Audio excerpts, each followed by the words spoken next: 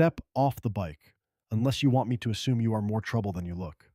Officer Caldwell's hand rested firmly on his holster as the words left his lips. He circled the Ducati like it was evidence at a crime scene, a smirk tugging at the corner of his mouth. Riley Bishop stepped off the Ducati without a word. She neither struggled nor raised her voice. She simply stood there in her black tank top, both hands clearly visible. Around them, the quiet streets of Cedarwood Heights observed everything in silence.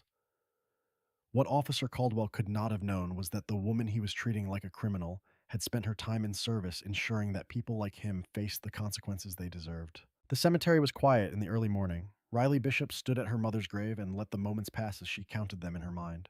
That was something the army had done to her. It had turned her into a woman who counted everything: steps, seconds, the number of breaths between gunshots. She had not yet decided if that was a good thing. She placed a single white carnation against the headstone. Her mother had loved carnations. Riley did not cry. She had not cried in a long time. She just stood there in the early Florida heat, wearing her black riding jacket and gloves, and allowed herself to feel the full weight of the day. Happy anniversary, Mama. Then she walked back to her motorcycle. The Ducati Panigale in 5.4 was cherry red and built like something that belonged on a racetrack. Riley had bought it with the first real money she had spent on herself in her army pay. The ankle was fully healed now. The surgery had gone well, the physical therapy had done its job, and the doctors had cleared her. She had nothing left to recover from. She was simply finishing out the last days of her leave before reporting back to base. And the Ducati had become the best part of every one of those days. It was hers, completely, and only hers. No orders, no mission briefings, no one telling her where to point herself. Just the road, the engine, and the morning air moving around her at whatever speed she chose. For a short time every day, she was not a soldier counting down until she went back. She was just a woman on a red bike, moving through the world on her own terms. She needed that more than she could explain to anyone who had not spent her time being told where to go and when. Cedarwood Heights was the kind of neighborhood that looked like a postcard. Big green lawns, white houses with porches, old oak trees throwing long shadows across streets so clean you could eat off them. Riley had grown up not far from here. She knew exactly what kind of neighborhood it was. She knew what kind of woman she was in it. She kept the speed easy and smooth, signaled every turn, both hands on the bars. Her Army veteran plate sat clean on the rear of the bike, catching the light. She turned onto Cedarwood Lane and let herself breathe. That was when she saw the patrol car. It pulled out from a side street and fell in behind her. A standard Cedarwood Heights PD cruiser, white and blue, moving at the same easy speed she was doing. Riley watched it in her mirror the way she watched everything, quietly, steadily, without changing her face. Maybe it was nothing. She knew it was not nothing. Soon, the lights came on. Riley exhaled through her nose. She checked her mirrors, signaled, and pulled over to the curb in one smooth motion. She cut the engine, pulled off her helmet, set it on the tank in front of her. She sat up straight and put her hands where they could see them. Two officers got out of the car. The one from the driver's side was big, broad across the shoulders, with a thick neck and the kind of face that had probably been told it was intimidating enough times that he believed it. His name tag said Caldwell. He walked toward her with his right hand already resting on his holster. Riley noted it, filed it away, said nothing. The second officer came from the passenger side, younger, thinner, with something eager and mean in his eyes. He did not approach. He hung back near the front of the cruiser, his hand drifting to the taser on his hip, watching Riley the way you watch something you have already decided is a problem. She kept her hands still, kept her face neutral, felt the familiar cold weight of being perceived as a threat simply for existing in a space where someone had decided she did not belong. She had felt it before. She had felt it in countries where people actually were trying to kill her. These two did not scare her. Caldwell stopped a short distance away. He looked at the bike. He looked at her. He did not look at her the way a police officer looks at a citizen. He looked at her the way a man looks at something he has already made up his mind about. He crossed his arms. "This bike," he said, "has been reported stolen." Riley looked at him steadily. She did not flinch, did not blink, did not give him a single thing, because that was the first thing they always wanted. A reaction, something they could point to, something they could use. She was not going to give them anything. Not today. "Reported stolen." Riley repeated the words back to him the same way she would repeat a bad order from a superior. Flat, measured, giving nothing away. "That is not correct. I own this motorcycle." She reached into the inner pocket of her riding jacket with two fingers, slow and deliberate, and produced her license, registration, and insurance card in a single, neat stack. Her time operating in situations where the wrong move could get you killed had made her precise about moments like this. Every motion visible, every action intentional. Nothing that could be misread. She held the documents out to Caldwell. He took them, glanced at them the way you glance at something you have already decided does not matter, did not read them, did not check the name against the registration, just held them loosely in one hand like they were mildly inconvenient. "Where did you get the bike?" he said. "I bought it." Riley kept her voice even. "My name is on the registration you're holding." Caldwell did not look at the registration. Behind her, she could hear Reeves moving. She tracked him in her peripheral vision without turning her head. He was circling the Ducati slowly, hands clasped behind his back, studying it like he was looking for something to find wrong with it. Like the bike itself was the problem. Like a machine that clean and that red had no business belonging to a woman who looked like Riley. "What exactly was the legal basis for this stop?" Riley asked. Caldwell ignored the question entirely, just pulled his radio off his shoulder and called in her plate number to dispatch, his eyes drifting somewhere past her left ear, like she had not spoken at all. Riley noted that, filed it away. Reeves finished his circle around the bike and got back on his radio, talking low, calling for backup. Riley heard it clearly. She did not react. There was nothing to react to. She was parked on a public street in full compliance with every document in order, being treated like a suspect because two officers had decided that was what she was. This was not her first time in this situation. It was not even close to her first time. "Step off the bike," Caldwell said. "Am I being detained?" "I said step off the bike." Riley held his gaze for a moment. Then she swung her leg over the frame and stood beside the Ducati, hands fully visible at her sides. She moved calmly, deliberately. She was not going to give him a single thing he could use.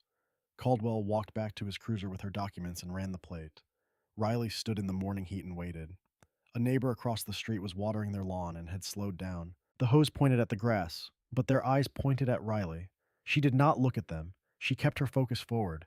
The radio crackled. The response came back clean. The Ducati Panigale Vive 4 was registered to Riley M. Bishop. No flags, no warrants, nothing. Riley watched Caldwell's jaw tighten just slightly as he listened to the response, watched him process the information, watched him decide in real time that it did not matter. He walked back toward her, handed her documents back without a word about what dispatch had just confirmed. "Got a call," he said. "Neighbor reported a suspicious motorcycle riding through the area." "Suspicious how?" "Just suspicious. That is not a legal basis for a continued stop, officer." Something shifted behind his eyes. Not uncertainty. Not yet. Just irritation. The irritation of a man who is used to people accepting whatever he said and moving on. "You got priors?" he said. The word hung in the air between them. Priors? Like it was a reasonable follow-up to a clean plate return on a bike registered in her name. Like the answer to that question had anything to do with anything happening on this street right now. Like it was a question he would have asked anyone. Riley knew he would not have asked anyone. She looked at him steadily, took in the set of his shoulders, the hand still resting on his holster, the flat certainty in his face. The face of a man who had been doing this for a long time and had never once been made to answer for it. She let the silence sit for just a moment. Then she said, "No." A beat. "Do you?" The air changed just like that. Something went out of it. The easy confidence Caldwell had carried since he stepped out of that car. His eyes narrowed, his chin came up, and Riley Bishop looked right back at him and did not move a single muscle. Caldwell stepped toward her. "Watch your tone," he said. Riley did not move, did not blink, just looked at him with the same steady calm she had used in rooms where the stakes were considerably higher than this one. Reeves came in from the side, moving fast, like he had been waiting for a reason. "Hands on the hood," he snapped. "Right now! Let's go!" Riley looked at the hood of the patrol car. Then she looked at Reeves. Then she placed both palms flat on the warm metal surface, fingers spread, slow and deliberate. She complied. She always complied with the physical directions. That was not the battlefield. The battlefield was what came next. She straightened up as much as the position allowed, squared her shoulders, and spoke in a clear, carrying voice. Loud enough for the neighbor across the street to hear. Loud enough for the woman on the porch 2 houses down who had just stepped outside with her coffee. "I am complying under protest." Her voice was steady as a ruler. "I am recording this interaction. I have broken no law. I am Sergeant First Class Riley Bishop, United States Army, currently on leave. I am also a JAG certified legal advocate, and I am formally invoking my right to know the legal basis for this continued detention." Caldwell's face went red. "Nobody asked you to make a speech," he said. "Close your mouth." "That is not a legal instruction, officer." "I said I heard what you said." Riley kept her palms flat on the hood and kept her eyes forward. And I am telling you, clearly and on the record, that I am recording this stop and that I expect a lawful answer to a lawful question. Caldwell moved to her left side. She could feel him in her peripheral vision, close now, too close. The kind of close that was meant to intimidate rather than manage. He reached out and closed one hand around her wrist. "Here's what's going to happen," he said.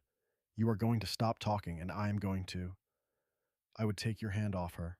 The voice came from Riley. Quiet, certain, not a threat, something colder than a threat. A statement of fact delivered by someone who had already calculated the consequences and found them acceptable. Caldwell did not let go, but he slowed down. "You have been recording this stop," Riley said. "Since the moment you pulled up behind me on Cedarwood Lane. So have I. My phone is mounted on the handlebars of that motorcycle, and it has been running the entire time. Every word you have said, every word Officer Reeves has said." She paused. "Every time your hand has gone to your holster." Reeves made a sound that was not quite a laugh. "I am not finished," Riley said. "There is a second camera built into the collar of this jacket. It faces forward. It has a wide field of view, and it records in high definition. It has captured everything that has happened on this street since you activated your lights." Silence. Real silence. The kind that has weight to it. Caldwell's grip on her wrist went still. Riley let that sit for a moment. Then she continued. "Under Terry versus Ohio, a lawful investigative stop requires articulable, reasonable suspicion of criminal activity. You ran my plate. It came back clean. The motorcycle is registered in my name. At that point, the legal basis for this stop was exhausted." She kept her voice completely level, the same tone she used briefing JAG cases in the field. "Under Rodriguez versus United States, you cannot extend a stop beyond its original purpose without independent reasonable suspicion of a separate offense. You have no such suspicion, which means that every second I have been standing here since that plate returned clean is an unlawful seizure under the Fourth Amendment of the United States Constitution." She turned her head and looked directly at Caldwell. "And all of it," she said, "is on camera." Caldwell's hand dropped from her wrist. He did not say anything, he just stood there. This big, certain man who had walked up to her motorcycle with his hand on his holster and his mind already made up. And for the first time since this stop began, he looked like a man who was not entirely sure of his next move. Reeves stared at her from a short distance away. His mouth was slightly open. Riley straightened up from the hood of the patrol car and turned to face them both fully. She waited. The street had gotten quieter in a different way. Not empty. There were more eyes on them now than when the stop began. The neighbor across the street had stopped pretending to water the lawn and was just standing there, phone up, filming openly.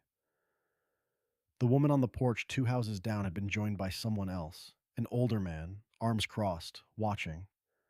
A car had slowed at the far end of the block and had not moved on. Caldwell felt it. Riley could tell by the way his shoulders changed. He looked at her for a long moment. She could see him working through it.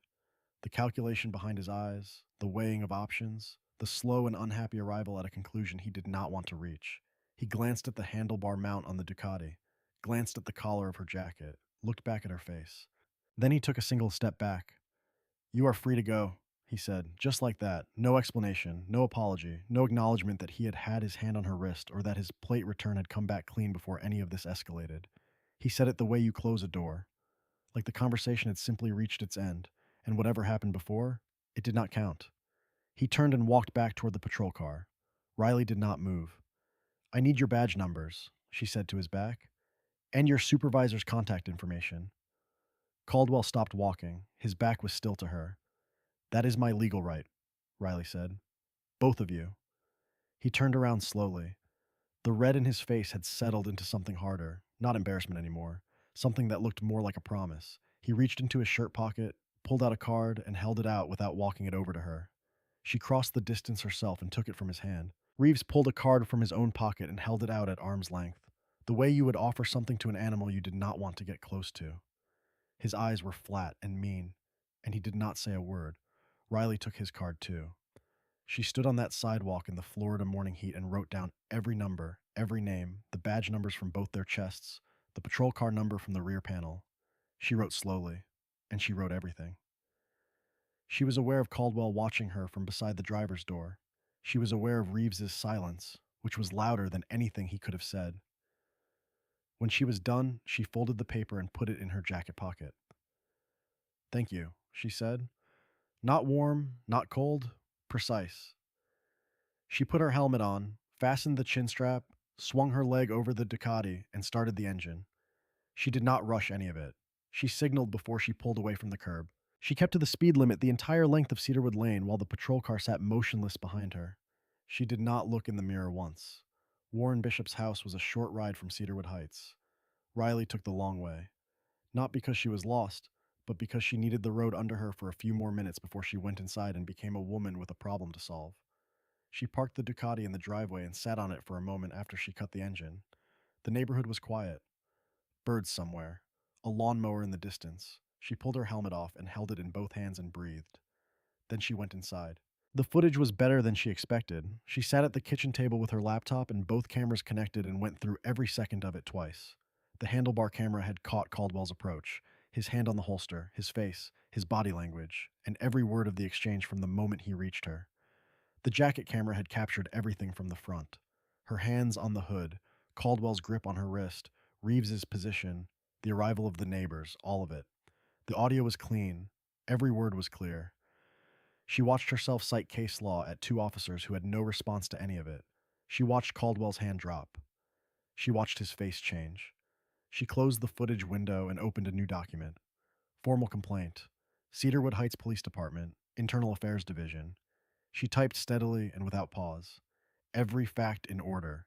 Every violation named correctly. When she was done, she read it back once, made two small corrections, and saved it. She would submit it first thing. She closed the laptop and looked out the kitchen window at the driveway where the red Ducati sat cooling in the afternoon sun. They have no idea what they just started. Riley was up early. She had slept little and woke up the way she always woke up. All the way, immediately. No slow climb back to the surface. She had been sleeping in her old childhood bedroom for the duration of her leave, in the same house where she grew up, in the same neighborhood she had left at 18 to enlist. When the doctors cleared her for leave, coming back to Warren's house had been the only decision that made any sense. The time was too long to spend alone in a hotel and too short to justify renting somewhere. Her father had her old room ready before she even landed. She had been here since the beginning of her leave. She would be here until the last day of it. She made coffee in Warren's kitchen, sat at his table, and read through her complaint one final time.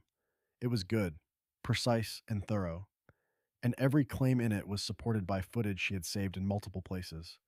She had the complaint drafted, the video files attached, and the Internal Affairs email address pulled up on screen. Her finger was hovering over the send button when she heard it. The familiar creak of the hallway floorboards, the slow, heavy footsteps that had been the soundtrack of her entire childhood. The sound of Warren Bishop moving through his house when something was sitting on him wrong. She had heard that walk after her mother got sick. She had heard it the night before Riley shipped out for her first deployment. She heard it now. Warren appeared in the kitchen doorway in his robe and slippers. He had his phone in one hand and his reading glasses pushed up on his forehead, which meant he had been up for a while before she heard him move. His face was tight in a way she had not seen since her mother's funeral. "Do not submit that yet," he said, nodding at her laptop. "Something has happened." She pushed her coffee to one side and turned the laptop to face the wall. "Sit down, Dad." He sat. She listened without interrupting. That was another thing the Army had trained into her. The ability to receive bad information without letting it show on her face, even when there was no one in the room to see it. Though in this case, there was someone. Her father was watching her the whole time he talked, the way he had always watched her, looking for the thing she was trying not to show. Warren told her first about the video. The neighbor across the street, the one who had been filming openly on his phone, had posted footage the previous evening. Not the whole stop, just the end of it. Riley citing case law, Caldwell's hand on her wrist, Reeves's flat, contemptuous stare, and the moment Caldwell stepped back and told her she was free to go. It spread quickly. "Okay," Riley said. "That is not the part you need to worry about," Warren said. She waited. Caldwell had filed his report the previous afternoon, hours before the video went up, hours before Riley had even finished typing her complaint. He had gotten there first, had sat down at his department computer while Riley was still riding home on the Ducati, and had put his version of events on the official record before she could put hers anywhere. Riley pulled up the department's public statement on her laptop while Warren talked. Chief Harlan Voss had released it after the video had already started spreading, which meant he had seen it and written his response to it carefully. She read it slowly. The statement said that officers Caldwell and Reeves had conducted a lawful investigative stop in response to a citizen complaint about a suspicious motorcycle. It said the subject of the stop had been uncooperative and had escalated the encounter through threatening and erratic behavior. It said the department stood fully behind its officers, and at the very bottom, in two short sentences clearly meant to preempt the footage entirely, it noted that both officers' body cameras had experienced a technical malfunction during the stop and that the recordings were inconclusive. Both cameras, same stop, same malfunction. Riley stared at those two sentences for a long moment. Warren leaned forward across the table. There is more. She closed her eyes for a moment, opened them. Someone connected to the police union. Warren did not have a name yet, just a source he trusted, had contacted her army base the previous evening. They had submitted a formal written inquiry to her commanding officer suggesting that Riley's behavior during the stop raised questions about her fitness for continued active duty service. The inquiry used words like volatile and confrontational and pattern of aggression. The silence that followed was heavy. They contacted my base, Riley said, before the statement even went out. She looked at her father across the table, in the house where she had grown up, in the kitchen where he had made her breakfast every morning before school for 18 years, her record without a single mark on it. And in less than a day, two officers who had illegally detained her on a public street had filed a false report, convinced their chief to back them publicly, buried their own evidence behind a malfunction story, and reached all the way to her military career, all because she knew her rights, all because she did not flinch. Dad, she said quietly, how many days do I have left? She already knew the answer. She had been counting since the day the doctors cleared her ankle and told her she could finish out her leave however she chose. Warren looked at her for a moment before he answered. The remaining days of your leave. Riley set her phone face down on the table. She looked at her hands. The same hands that had drafted legal briefs in the field, loaded magazines in the dark, held things together when everything around her was coming apart. She almost smiled. That is more than enough. She gave herself until early morning to be angry. That was it, a short time. She sat at the kitchen table with her second cup of coffee while Warren made breakfast, and she let herself feel all of it. The cold fury of being lied about in an official report, the particular violation of having her military record used as a weapon against her. The exhausting, bone-deep recognition that this was exactly how it always went for women who looked like her when they stood up to men who looked like them. She felt it fully. She did not push it down or dress it up or tell herself it was not as bad as it seemed. Then the time came. She pulled her legal pad to the center of the table, uncapped her pen, and wrote 3 names at the top of the page. Captain Lauren Hayes, Claire Donovan, Derek Lang. She drew a line under them and got to work. Lauren Hayes picked up on the second ring. I already saw it, Lauren said before Riley could speak. Her voice had that quality it always had in the field. Calm the way a locked door is calm, solid all the way through. All of it. The video, the department statement, and the union inquiry to your base. I have been up since early. I know what you need. I am already on it. Riley heard papers moving on the other end of the line. I have contacted JAG about the inquiry. The timing alone is a problem for them. They filed it the same night you were stopped before any formal complaint process was initiated. That is not concern for conduct standards. That is retaliation, and I am going to make sure it is documented as exactly that. Riley exhaled slowly. Lauren? Do not thank me yet. This is going to get worse before it gets better. You know that. I know. Good. A pause. I am going to get you a name. Civilian attorney, civil rights, federal level. Someone who can take what you have on those cameras and build something that does not go away quietly. Another pause, shorter. How are you holding up?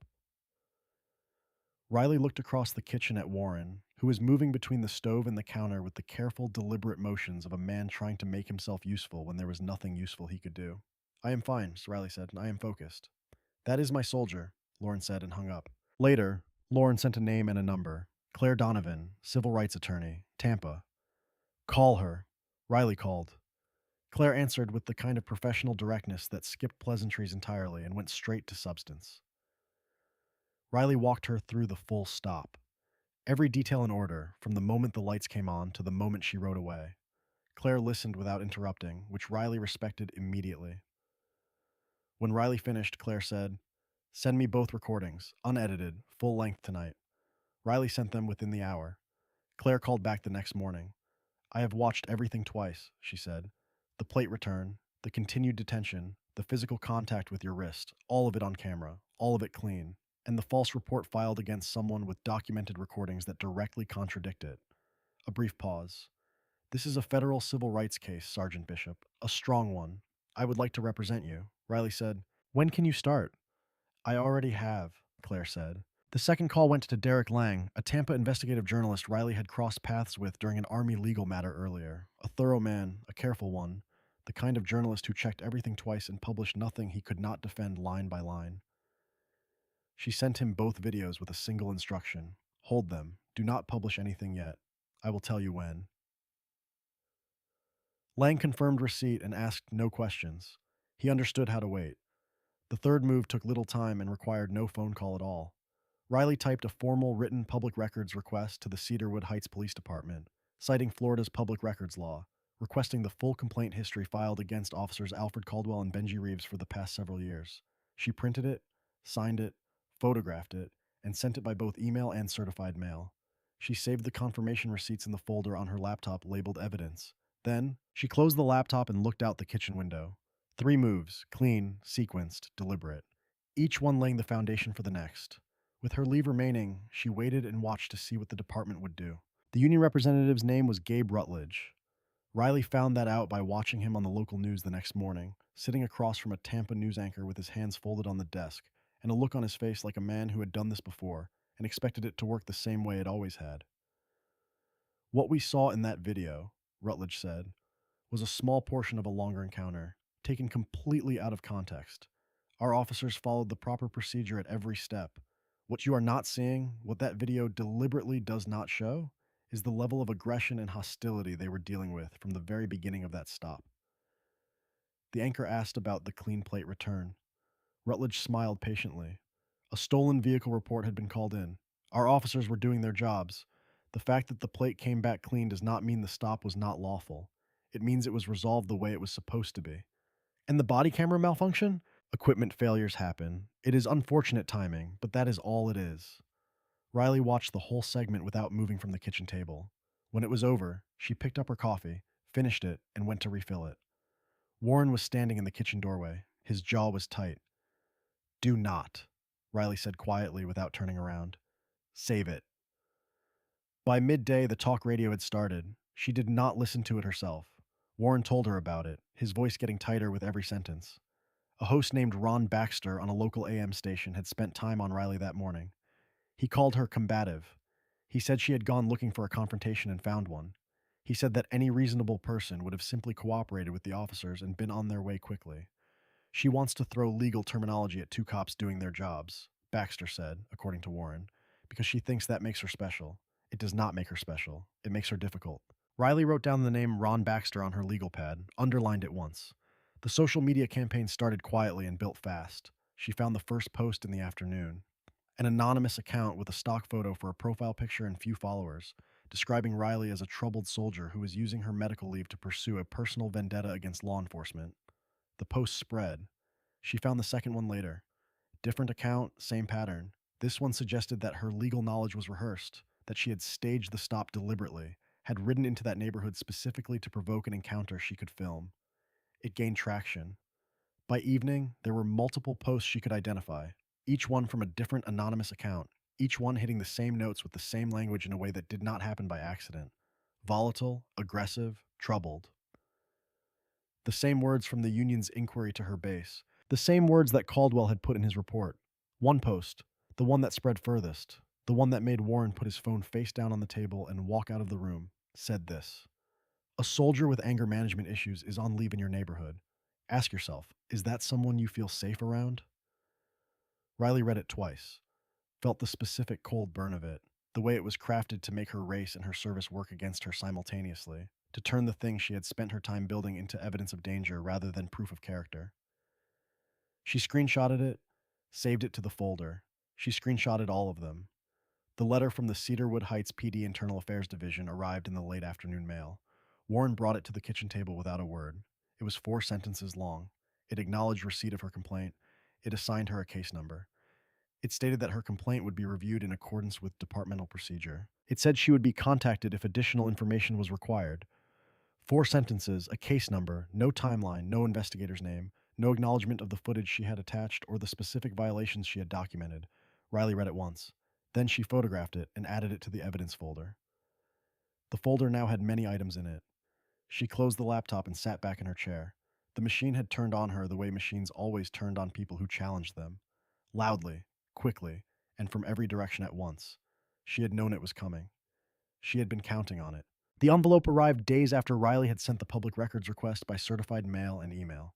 Days of watching the social media campaign grind forward, of monitoring the department's public silence, of adding items to the evidence folder every morning like a soldier cataloging ammunition before a battle. Warren brought it in from the mailbox without opening it and set it on the kitchen table in front of her. It was thicker than she expected. That was either a good sign or a bad one. She opened it carefully and spread the contents flat. It was not the full response. She knew that immediately. The cover letter, signed by someone in the department's records division whose title was Administrative Compliance Officer, stated that certain materials had been withheld pending legal review and that additional records would be provided within the time permitted under Florida statute. Riley set the cover letter aside and read what they had sent. It took her some time to read through everything. When she was done, she sat very still for a moment. Then she went back to the beginning and read it again, slower this time, making notes on her legal pad in her small, precise handwriting. Several prior complaints against Officer Alfred Caldwell over the years, multiple against Officer Benji Reeves. Every single one dismissed, every single dismissal carrying the same notation, word for word, complaint after complaint, year after year, complaint reviewed and found to lack merit. IEAD, no investigator's name, no summary of findings, no explanation of what specifically had been reviewed or how the lack of merit conclusion had been reached. Just that one line stamped at the bottom of each complaint form like a rubber seal applied without reading what was underneath it. Riley underlined the notation on the first complaint, then the second, then the third. By the fourth, she stopped underlining and just stared at the page. This was not a coincidence. This was a system. Someone had decided at some point that this was how complaints against these two officers would be handled. Not investigated, not reviewed in any meaningful sense, just processed and buried under a line of administrative language designed to look like due diligence. She kept reading. Some of Caldwell's complaints had been filed by black motorists. She noted that without comment, just wrote the number on her legal pad and circled it. One complaint stopped her. It had been filed some time ago. The complainant's name was Ellis Thornton. Age listed as older at the time of filing. Address on Birchwood Drive, Cedarwood Heights, not far from where Riley had been stopped. She read his complaint slowly. Thornton had been riding a motorcycle.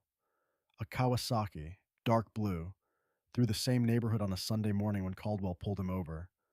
Caldwell had approached with his hand on the holster, had informed Thornton the bike had been reported stolen, had dismissed Thornton's documentation without properly reviewing it, had detained him on the side of the road while he waited for backup that was not needed for any lawful reason Riley could identify. Thornton had written his complaint in careful, precise longhand.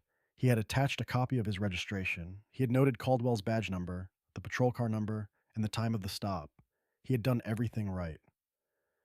The dismissal notation at the bottom of his complaint was identical to every other one in the stack. Complaint reviewed and found to lack merit. IAD. Riley set the paper down.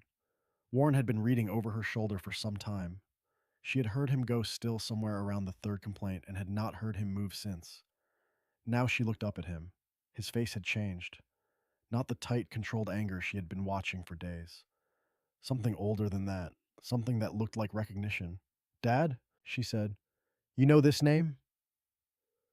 Warren reached out and picked up Thornton's complaint form. He read it for a moment, though she could tell he did not need to. "Ellis Thornton," he said quietly. "We have gone to the same church for years." He set the paper down, picked up his phone, dialed without looking up the number.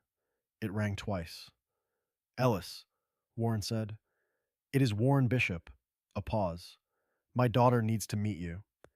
Ellis Thornton's house was close to where Riley had been stopped. She noticed that when she turned onto Birchwood Drive the following morning.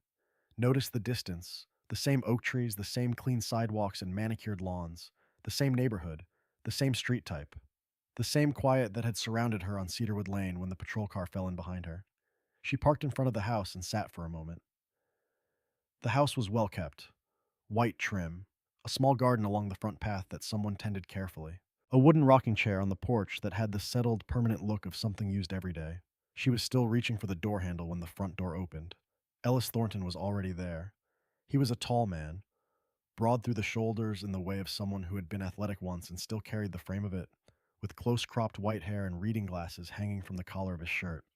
He looked at Riley from the porch with an expression she recognized, the careful, measuring look of someone who had learned not to extend trust quickly because the cost of misplacing it was too high. She stepped out of the car and walked up the front path. "Mr. Thornton," she said, "I am Riley Bishop, Warren's daughter." He studied her for a moment. Then something in his face shifted, not quite relaxing, but settling, like a decision made. "I know who you are," he said. "I have seen the video." He pushed the screen door open. "Come inside." Ah, sir. He led her to his kitchen table. It was already set for the conversation. That was the first thing she noticed. A manila folder sat in the center of the table, thick and worn at the edges, the way folders get when they have been opened and closed many times over the years. A yellow legal pad beside it, a pen laid straight across the top. He had been waiting for this meeting long before Warren called. "Sit down," he said. She sat. He sat across from her, folded his hands on the table, and began. His account was methodical and precise in a way that told Riley he had told it to himself many times, had kept it sharp and accurate in his memory the way you keep something sharp when you believe it will matter someday. It was a Sunday morning some time ago.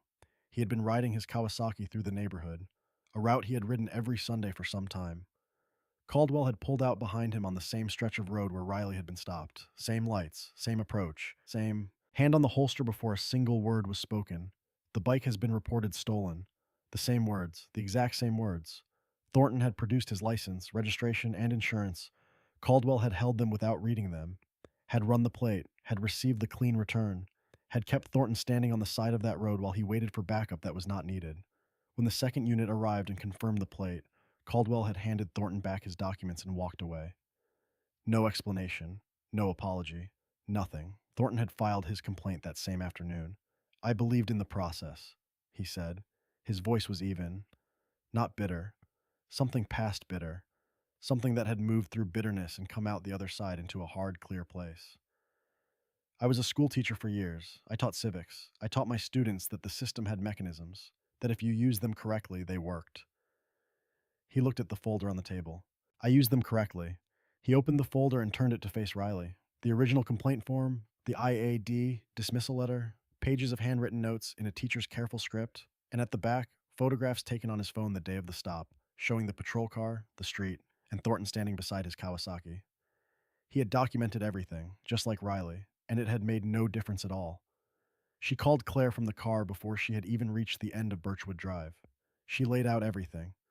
Thornton's account, his documentation, the identical language of his dismissal, the identical profile of his stop. Claire listened without a word. When Riley finished, Claire was quiet for a moment. "I am filing the federal complaint today," she said. "Faulkner, Reeves, and the department." "How does this change things?" "It changes everything," Claire said.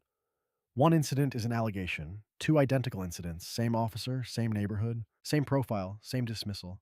That is a documented pattern, and a documented pattern is something a federal court takes very seriously." Riley stared at the road ahead. "File it," she said. Derek Lang published early one morning. Riley was already awake when her phone lit up with his message. "It is live." 2 words. She opened the link and read the entire piece at the kitchen table while the coffee brewed and the house was still quiet around her. It was thorough. It was precise. It was exactly the kind of journalism that did not editorialize because it did not need to. The facts were doing all the work. Lang had run both unedited videos side by side with the text of Caldwell's official report. The contradictions were not subtle, they were structural. The report described Riley as erratic and threatening at the exact moments the footage showed her standing with her hands visible, speaking in a level voice, citing case law. The report claimed both officers had attempted to de-escalate. The footage showed Caldwell's hand closing around her wrist. The body camera malfunction section was its own paragraph. Lang had pulled the department's equipment maintenance records through a separate public records request, records the department apparently had not thought to protect. The records showed that Caldwell's body camera had malfunctioned during prior incidents involving complaints. Reeves's had malfunctioned before. All prior malfunctions had occurred during stops that resulted in dismissed complaints. Lang had not used the word pattern. He had not needed to. The numbers spoke for themselves. Ellis Thornton's account ran in full. His photographs, his complaint form, the dismissal notation, his years as a school teacher, and the system he had taught his students to trust had handed him a rubber stamp and called it justice. Riley read that section twice. Soon, the story had been picked up by national outlets. It was everywhere. Warren sat at the kitchen table with his phone and read the headlines aloud, one after another, in a voice that started controlled and got quieter as the list grew longer. Not quieter from sadness, quieter from something that looked like awe. The particular awe of a man who had watched something be ignored for years and was now watching the same thing be impossible to ignore. By early afternoon, people had gathered on the sidewalk outside the Cedarwood Heights Police Department. Riley watched the live stream on her laptop. The crowd was orderly and loud. People held handmade signs. An older woman near the front was holding a photograph of Ellis Thornton, his face printed on a piece of poster board, his name written underneath in large letters. Riley's phone had stopped being manageable. She turned off the notifications and set it face down. Chief Voss called the press conference. Riley, Warren, and Lauren Hayes, who had driven down from base that morning and was now sitting in Warren's armchair with her shoes off and her reading glasses on, watched it live on the television in the living room. Voss stood at a podium in front of the department seal. He was a large man who had clearly spent the day trying to look smaller. Shoulders drawn in, voice carefully measured, the practiced posture of someone who had legal counsel standing just off camera. He said the department took all allegations of misconduct seriously. He said the safety and dignity of every resident of Cedarwood Heights was his personal priority. He said that in light of the serious questions raised by the published reporting, he was placing Officers Caldwell and Reeves on administrative leave effective immediately pending a full internal review. The crowd outside the building, visible on a second live stream Riley had opened on her laptop, erupted. Cheering, sustained, and genuine, the sound of people who had been waiting for something and finally heard it. Warren exhaled slowly. He put his hand flat on his knee and looked at the ceiling for a moment. Riley felt it too. The sudden loosening in her chest, the pull toward relief. It had worked. The footage, Thornton's account, Lang's reporting, Claire's federal complaint, all of it had moved something that looked completely immovable days ago. She almost let herself believe it was over. Lauren reached over and refilled her coffee from the pot on the end table. She did it without looking up from the television. Then she said quietly, and without particular emotion, "Administrative leave with pay is not accountability. That is a vacation." The loosening in Riley's chest tightened again. She knew. She had always known. But she had let herself feel it for a moment, and she did not regret that. She looked through the living room window at the driveway, at the red Ducati parked in the afternoon shadow of Warren's oak tree. The crowd outside the department was still cheering. Enjoy it, Riley thought. This part does not last. They waited until Friday. Riley had expected that. In her experience, institutions always buried their bad news on Friday afternoons, late enough that the morning news cycle had already closed, early enough to claim they had not delayed. By the time anyone organized a response, it was the weekend, and weekends had a way of cooling things down that Monday mornings rarely reversed. She was sitting at the kitchen table with Claire on the phone, and Warren across from her when the department's press release hit her email. She read the subject line once. Internal Affairs Review. Findings and Determination. "It is here," she said. Claire said, "Read it to me." The report was several pages long and said almost nothing. The language was careful in the way that language is careful when it has been written by someone whose primary goal is to be unquotable. Every sentence hedged. Every conclusion arrived at through passive constructions that made it impossible to identify who had decided what or on what basis. The findings were as follows. The stop had been conducted within departmental guidelines. The initial approach had been consistent with standard procedure for a stolen vehicle call. Riley's detention following the clean plate return had been brief. The report used the word brief multiple times and had not constituted an unlawful seizure under applicable Fourth Amendment standards. Officer Caldwell's written report had accurately reflected the encounter as he perceived and experienced it. The body camera malfunction had been reviewed by the department's technical division and determined to be an equipment failure unrelated to officer conduct. The malfunction had affected both units simultaneously due to a shared firmware update installed earlier. Both officers had been found to have acted within the scope of their duties and in accordance with departmental policy. Effective immediately, Officers Caldwell and Reeves were reinstated to full active duty. Riley read the last line twice. Then she set her phone flat on the table and looked at the ceiling for a moment. "They cleared them," she said. Claire's voice on the other end of the line was steady.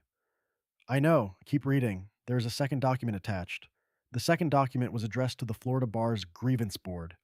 The department's attorney, Marcus Langford, had filed a formal complaint against Claire Donovan. The complaint alleged that Claire had improperly obtained and publicly released confidential internal complaint records through her public records request in violation of attorney conduct standards. It requested a full grievance investigation and cited separate bar rules. Riley read it carefully. Every word of it was precise and deliberate. Written not to win, she understood, but to consume. A grievance investigation would take time. It would require Claire to respond, to document, to defend herself before a board while simultaneously building a federal civil rights case. It was designed to divide her attention and shadow her credibility at exactly the moment it mattered most. How serious is this? Riley asked. It is frivolous, Claire said. The records were obtained through a lawful public records request. They know that, but frivolous cases still require responses, and responses take time. A pause. They are trying to slow me down. Can they? No, Claire said, simply, flatly, the way Lauren spoke when a question had only one answer. No, they cannot. The third blow arrived soon after. Warren was in the kitchen when his phone rang. He looked at the screen and then looked at Riley. And the expression on his face told her everything before he said a word. It was Lauren. The Army inquiry had escalated. Riley's commanding officer had received an official formal request. Not an inquiry anymore, but a structured review, asking whether Riley's conduct during the stop was consistent with the standards expected of active duty personnel. The review had a response deadline. It was real and it was moving, and it had enough institutional weight behind it now that Lauren's JAG contacts could not simply dismiss it without a formal response of their own. Riley's return to duty was no longer certain. The room was very quiet when Warren put the phone down. She sat at the kitchen table with 3 documents open on her phone screen: the IAD clearance, the bar complaint against Claire, and Lauren's text summarizing the Army review, and felt something she had not allowed herself to feel since the morning this all began. Not fear, not defeat, something colder and more focused than either of those things. The feeling she got in the field when the situation had deteriorated past the point of a controlled response and required something different entirely. Enough, she thought. We do this now. Warren made dinner. Riley did not ask him to. He just got up from the table after she put her phone down and went to the kitchen and started cooking. That was what he did when things were bad, when her mother was sick, when Riley shipped out for her first deployment, when the call came that she had been injured overseas. He cooked. He needed his hands busy and his back to the room so nobody could see his face while he got himself together. She let him. She sat at the table with the 3 documents still open on her phone and listened to the sounds of the kitchen. The tap running, the refrigerator opening and closing, the particular rhythm of Warren Bishop making something out of whatever was available because the act of making something was the only thing he could control right now. Later, he set a plate in front of her: rice and beans and fried plantains, the meal he had made her every Friday night of her childhood. She looked at it for a moment. Dad, she said quietly. Eat first, he said. She ate. He sat across from her when his own plate was half finished and put his fork down and looked at her the way he had looked at her across this same table her whole life. Directly, without softening, because Warren Bishop had never believed that kindness required dishonesty. I need to tell you something, he said. I know. Let me say it anyway. He folded his hands on the table. I have watched this department operate for years, Riley. I watched them do this to people in this neighborhood before you were born. I watched them do it when you were a child sitting right where you are sitting now. I watched them file complaints in the trash and put good people through hell for the crime of knowing their rights. His voice was even and quiet and carried the particular weight of someone reporting facts rather than feelings. They have a system. It is not broken. It works exactly the way it was designed to work, which is to exhaust people until they give up. Riley watched her father's face. They have Langford and whatever attorneys the union is paying. They have Voss running interference. They have the IAD process in their pocket. And now they have the Army review moving with a deadline attached. Their whole strategy, the false report, the bar complaint against Claire, the union inquiry to your base, none of it is designed to win an argument. It is designed to run the clock. They know when you go back to base, this loses momentum. Cases without momentum get settled quietly or dropped entirely. He paused. That is how they have always won. The kitchen was quiet around them. The old clock above the sink ticked. Riley looked at the wall beside the refrigerator where her mother's calendar still hung. The same calendar that had been there since the year before she died. Never taken down because Warren could not bring himself to do it. June. Her mother had stopped at June. She thought about Ellis Thornton at this same kitchen table not far away, alone with his folder and his careful notes, and his faith in a process that had already decided not to see him. She thought about whoever came after her if she walked away, whoever rode through this neighborhood next and got lights in their mirror and a hand on a holster and a lie filed in their name before they could get home. She thought about that person not having footage, not having Claire, not having Lauren, not knowing the case law, or having a father who knew Ellis Thornton's phone number. She looked at her hands flat on the table. Her time of everything those hands had done. Every brief drafted under fire. Every position held when holding it seemed impossible. Every moment she had been told that the situation was beyond recovery and had found a way through it anyway. She looked up at her father. Warren was watching her with the patient, certain expression of a man who had raised a soldier. A new one, when he saw one and was waiting for her to remember what she was. Then I use every single day, Riley said. Her voice was quiet and level, and left no room for any other interpretation. We end this fast. We end it loud. She held her father's gaze across the table where she had done her homework and eaten Friday night dinners and grown into the woman she was. And we make sure they can never do it to anyone again. Warren looked at her for a long moment. Then he picked up his fork and finished his dinner. Lauren arrived early in the morning with a legal pad, a thermos of her own coffee, and the focused, unhurried energy of a woman who had spent years solving problems that other people had already declared unsolvable. She sat at Warren's kitchen table, uncapped her pen, and looked at Riley across the table. "Tell me everything we have," she said, "from the beginning. Leave nothing out." Riley talked without stopping. The stop, the footage, the false report, Caldwell's history, Thornton's account, the IAD clearance, the bar complaint against Claire, the Army review with its deadline. All of it laid out in order, clean and precise, the way she would brief a mission. Lauren listened without interrupting. When Riley finished, Lauren looked down at her legal pad where she had been making notes in her small, dense handwriting. She studied them for a moment. Then she said, "Okay, here's how we take this apart." Warren had been sitting quietly at the far end of the table with his coffee and a folder of his own. He had been building something over the past several days, quietly, methodically, in the way he did everything, pulling on threads that years of living in Cedarwood Heights had put in his hands. He opened the folder and set documents on the table. Marcus Langford, the department's attorney, the man who had filed the bar complaint against Claire, had represented the Cedarwood Heights PD in prior civil rights settlements. All had been sealed. All had been paid out of municipal funds without any admission of wrongdoing from the department. Warren had found references to them buried in city council budget minutes from prior years. Line items, described only as legal settlements, civil matters, and had tracked down a retired city clerk who remembered another. Sealed settlements, the same attorney, the same department. A pattern of paying quietly to make things disappear rather than changing anything that produced the complaints in the first place. Riley looked at the documents. Then she looked at Lauren. Lauren was already reaching for her phone. The call took time. Lauren's contact at the Department of Justice Civil Rights Division was a woman named Lena Brooks, whom Lauren had worked with earlier during an Army investigation with civilian jurisdiction overlap. Riley sat across the table and listened to Lauren lay out the full picture. Thornton's case, Riley's case, the dismissed complaints, the sealed settlements, the systematic IAD burial process, the coordinated reinstatement, and the retaliatory Army inquiry in the same methodical, unemotional tone she used to brief senior officers. When Lauren finished, Lena Brooks asked questions. Lauren answered them. Then Brooks said she had enough to open a preliminary review under the pattern or practice statute. She said she would need the documentation Warren had sourced, the complaint records Riley had obtained, and Claire's federal filing. She said if the preliminary review confirmed what she was hearing, a full federal investigation would follow. Lauren said, "It will confirm it." Brooks said she would be in touch. Lauren ended the call and set her phone on the table. The kitchen was quiet for a moment.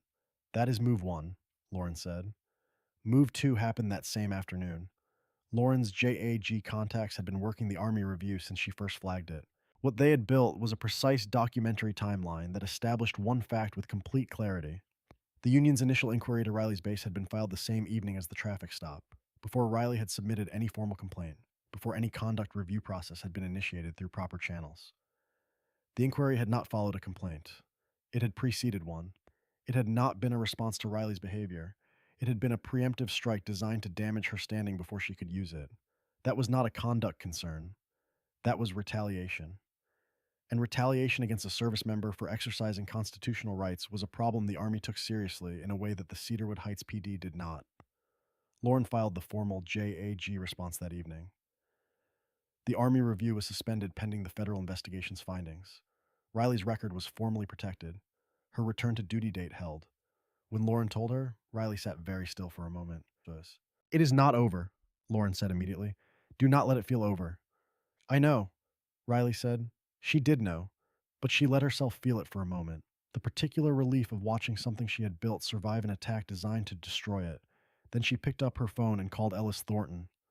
Ellis, she said, it is time.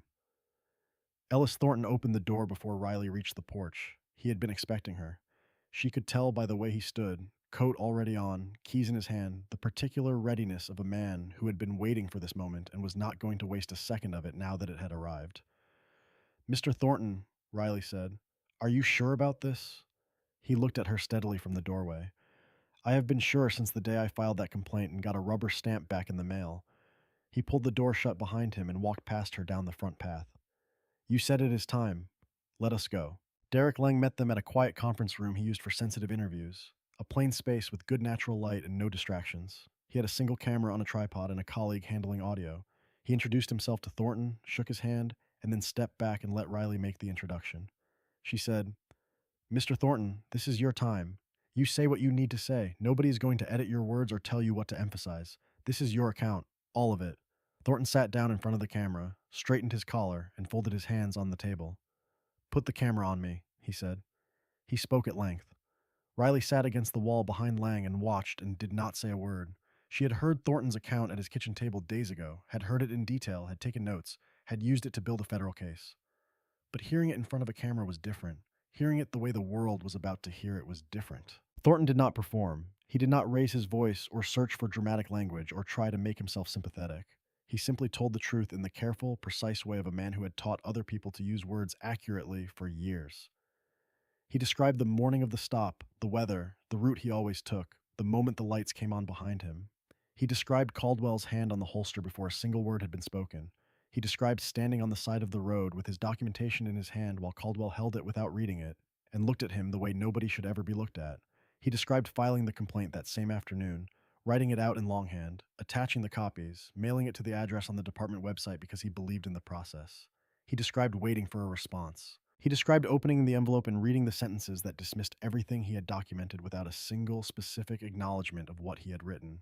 He described putting the folder in his filing cabinet and driving past that same street corner every Sunday. I kept waiting, he said quietly near the end.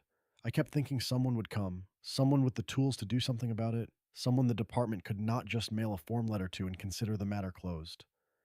He looked directly into the camera. I kept every piece of paper because I knew this day would come. I just did not know how long I would have to wait for it. The room was completely silent when he finished. Lang cleared his throat quietly. Mr. Thornton, thank you. Thornton nodded once. He picked up his keys from the table and stood. The clip aired the following morning.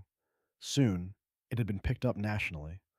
A morning news anchor, a black woman in her 60s, had watched it live on air and paused for a long moment before she could continue.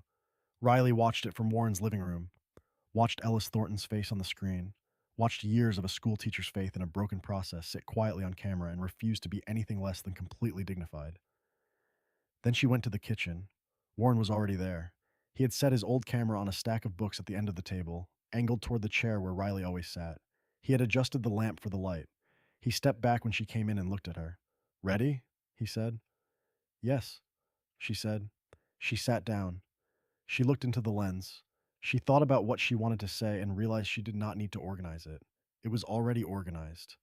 It had been organizing itself since the morning the lights came on behind her on Cedarwood Lane. She talked, her enlistment at 18 deployments, the friends she had lost and carried, coming home to her father's house and buying a red motorcycle because she needed time every day that belonged only to her. What that morning had meant, riding to her mother's grave, riding home. The simple, uncomplicated freedom of it. What happened when the patrol car fell in behind her. What they tried to do to her record afterward, what they tried to do to Ellis Thornton, what they would keep doing to the next person and the person after that if nobody made it stop. She looked directly into the camera at the end. I have days of leave left, she said. I am going back to serve this country when those days are done, and I am going to use every single one of them making sure this department never does this to anyone again. Warren stopped the recording. The kitchen was quiet. Post it, Riley said. She was asleep before long. By the time she woke up, it had millions of views. Veterans organizations had shared it. Civil rights groups had shared it. Gold Star families had shared it. Ordinary people had shared it with a single caption that required no elaboration. Watch this. The consequences came fast. That was the thing nobody warned you about when you spent time building a case. The way the end, when it finally arrived, moved at a completely different speed than everything that had come before it. All that grinding, careful, methodical work. And then the walls came down in a matter of days, like they had never been walls at all. Caldwell was terminated, not suspended, not placed on extended leave. Terminated. The word used in the official department communication that Claire forwarded to Riley that morning, along with a single line of her own, effective immediately. On the record. Permanent. The department's own attorney had advised Chief Voss that defending Caldwell against Riley's jacket camera footage in federal court was not a viable legal strategy. The footage was clean and complete and directly contradicted every material claim in his official report. Falsification of an official report was not a gray area. It never had been. The department had spent time pretending otherwise, and the arrival of the DOJ investigation had ended that particular pretense entirely. Caldwell's badge and service weapon were surrendered the same morning. His pension was placed under formal review pending the federal findings. Riley read the termination notice twice and set her phone down and looked out the kitchen window at the oak tree in the front yard and said nothing for a long moment. She had not expected to feel as much as she felt. Reeves resigned soon after, before the department could move against him formally. Riley was not surprised. Reeves had always been a man who ran toward easy targets and away from accountability. The resignation fit the pattern perfectly. What he discovered quickly was that resigning did not close the door behind him. The DOJ investigation named him individually. A separate state-level review of the body camera malfunction pattern, which investigators had now traced back across incidents involving both officers, resulted in a formal referral to the state attorney's office. The word being used in the referral, Claire told Riley, was evidence tampering. Reeves had handed in his badge to escape consequences and walked directly into larger ones. Chief Voss announced his retirement. The announcement used careful language about decades of service and the right time to pass the torch. The city council's response used equally careful language about transition planning and new leadership.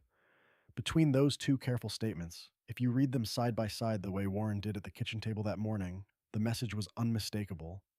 The city manager's separate statement was less careful. It announced a full structural audit of the Cedarwood Heights Police Department, including its internal affairs processes, complaint handling procedures, and body camera maintenance records. An independent oversight committee would be established. Community input would be solicited. Warren read that last part aloud. Then he folded the paper, set it on the table, and picked up his coffee. Years, he said quietly, not bitter, just marking it, acknowledging the distance between what should have been and what had taken this long to arrive. The Florida bar dismissed the grievance complaint against Claire Donovan in a single sentence, without merit. Claire texted Riley the dismissal notice with no additional comment.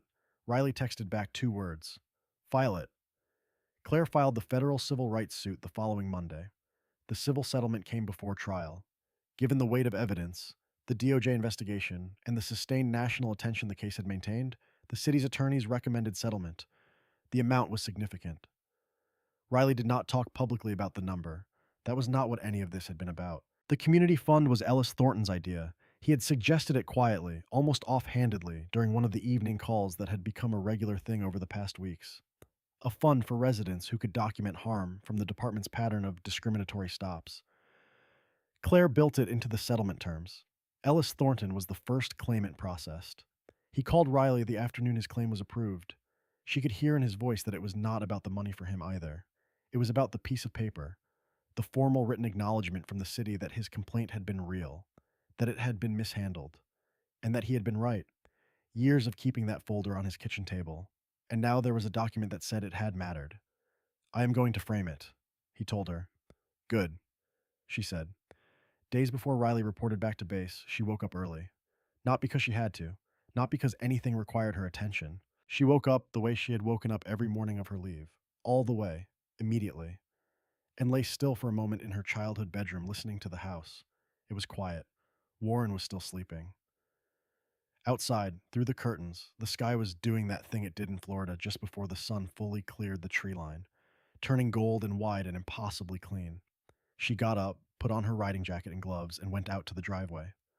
The red Ducati sat in the early light exactly where it always sat. She went through her pre-ride check the same way she always did. Methodical, complete, unhurried. Tires, mirrors, controls. She did it every time. Not because she expected to find something wrong, but because the discipline of checking was its own kind of respect. For the machine, for the road, for the fact that some things deserved your full attention. She heard the screen door behind her. Warren came out onto the porch in his robe, coffee in hand, and stood at the top of the steps. He looked at her the way he had looked at her across the kitchen table when she told him what she was going to do, the way he had looked at her when she left for her first deployment at 18. The patient, certain look of a man who knew his daughter completely and was not afraid of what she was capable of. She put her helmet on, fastened the chin strap. He raised his mug. She raised 2 fingers off the handlebar. She took the long way through Cedarwood Heights, past the corner of Cedarwood Lane where it had all started. She rode it slowly and looked at it. The same oak trees, the same clean sidewalks, the same quiet street, and felt something she had not felt here in some time. Not the cold weight of that morning with the lights in her mirror. Something lighter than that. Something that had replaced it. She passed Birchwood Drive, slowed without stopping. Ellis Thornton was in his front yard with a watering can tending to the small garden along his front path. He looked up when he heard the engine. He raised one hand, slow, deliberate, the gesture of a man marking a moment he wanted to remember. She nodded back. Then she rode out toward the highway and opened the throttle and let the Ducati do what it was built to do. The engine answered the way it always answered. Immediate, total, honest. The road opened up ahead of her, wide and straight and golden in the morning light. She was active duty. She was going back. She would be back on base, back in uniform, back in the life she had built. The life 2 small men with badges had tried to take from her and discovered too late that they were nowhere near equipped to touch. She rode and did not think about any of it. She just rode, the engine beneath her, the air around her, the road ahead of her going on as far as she could see. She had never, not once in her life, not in any country, not in any room, not on any street, surrendered ground she was entitled to hold. She was not about to start now.